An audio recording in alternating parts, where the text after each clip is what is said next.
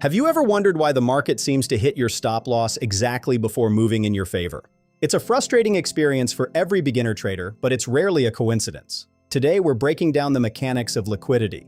You see a setup, you place your trade, and then pop. Price wicks your stop only to reverse and hit your original target.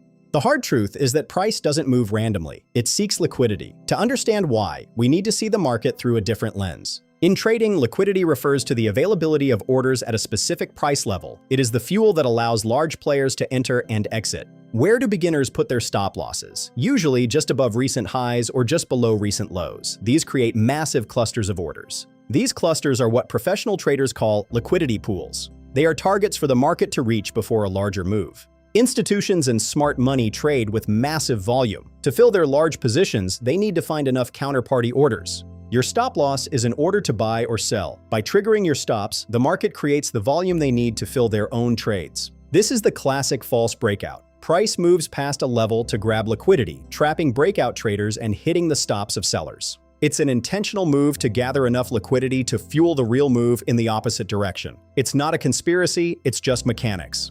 Think of price as being attracted to liquidity. It will hunt for those order clusters before it has the strength to trend. The market is efficient. It goes where the orders are. If you don't know where the liquidity is, you are likely part of it. Entering on a raw breakout without any confirmation is how most beginners get caught in these smart money traps. The market gives you a reason to enter, just so it can use your exit as fuel for the actual reversal. Without waiting for a shift in market structure or a clear sweep of liquidity, you're just guessing where the trap ends. To stop being the liquidity, you have to start thinking like the institutions. Look for where the most pain is for retail traders. Identify the obvious highs and lows. These are the magnets. Wait for the market to reach into these zones before looking for your entry. Equal highs and lows are prime targets. When price sweeps these levels and returns, that's your first clue that liquidity has been taken. Patience is the ultimate tool. Let the market hunt the impatient traders first. Once the stops are hit, the path of least resistance is often clear. Develop a checklist. Is there liquidity above? Has it been touched? Is the market structure shifting in your direction?